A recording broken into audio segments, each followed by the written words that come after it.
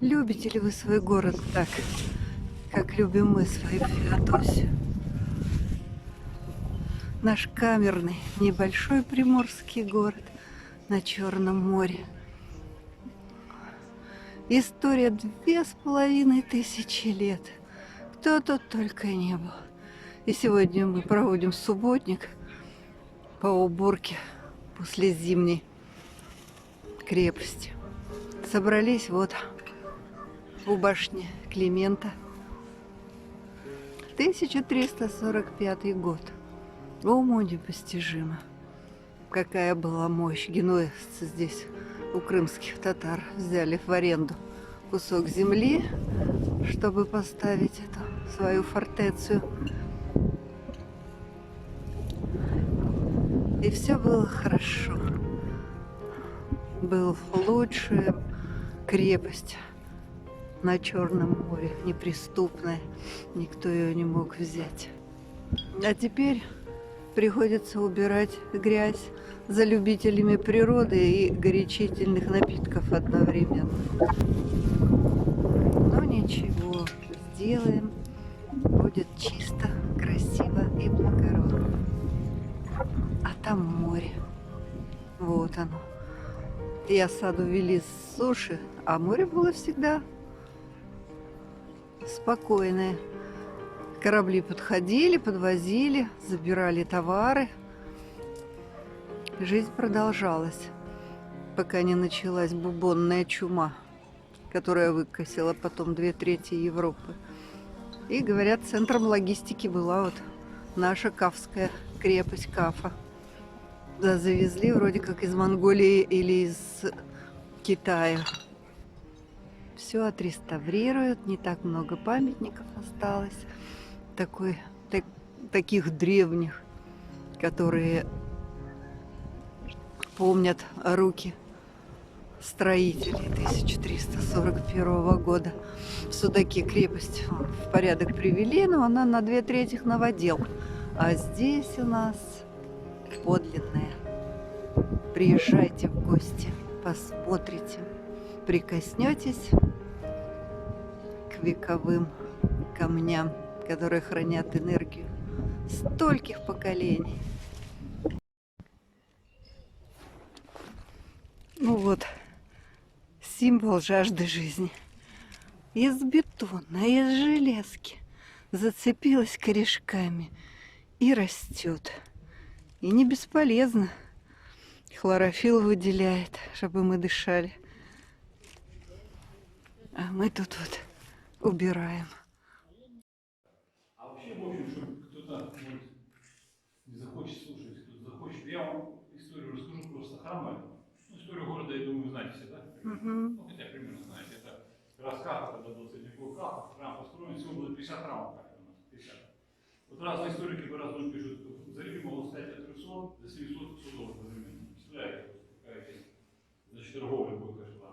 И Феофан, прозвище Грек, пишется, да, он, ему выпросила Святая Русь, чтобы он научил нашего Андрея Рублева. Он будет идти, когда они здесь они шли через Константинополь, через Галату, Халкидон, города греческие, и пришли в Кафу, Великого Кафу. И здесь жил он 2 года. 2 года жил. Феофан Грек вместе с бригадой. Это Эпифаний Премудрый точно пишет. То, что он жил, это вообще даже никто не сомневается, это исторический факт.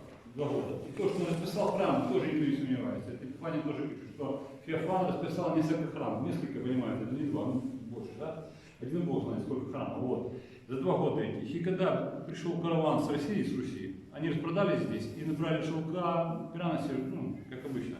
И уходили уже на Русь, и вместе с этим караваном ушел Феофан Грек и стал учителем Андрея Рублева. Еще говорят, что с ним был Киприан здесь. Это знаменитый Киприан, который занимался объединением русских земель. Но это не факт, это ученые спорят, но вполне возможно, потому что они с ним очень часто работали и на Афоне, и в Греции, и везде.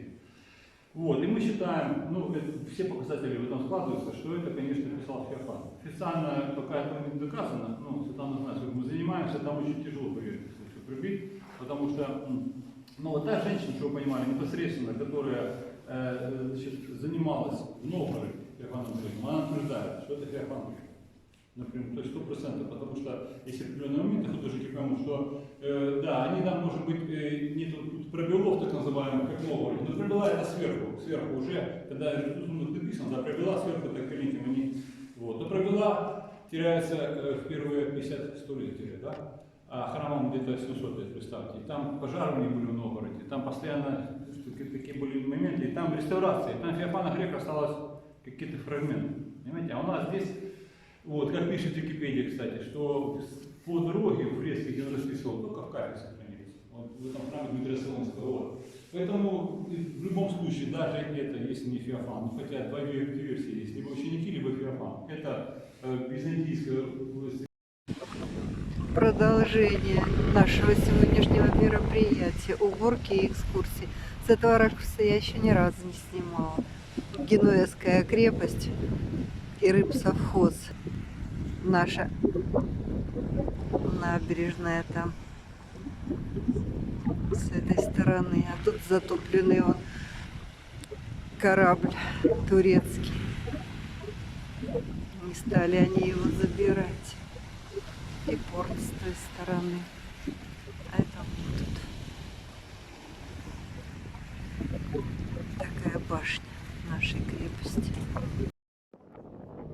Которую мы видим до сих пор, она охватывала город с суши именно. И она была закончена примерно к концу XIV века. Морской части генуэзцы уделяли гораздо меньше внимания, потому что у них в значительной мере меньше всего мест было. У них с моря врагов как таковых не было.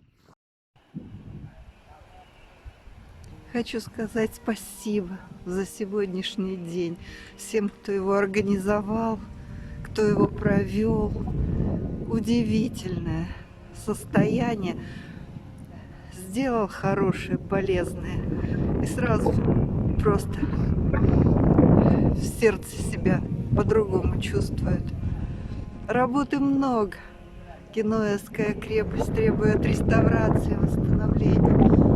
Но все сделается, все будет. Проводятся уже здесь работы по очистным сооружениям, по водопроводу.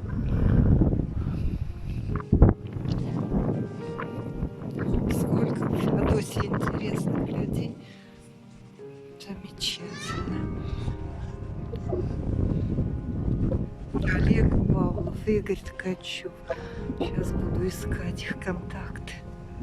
Увлеченные, замечательные люди.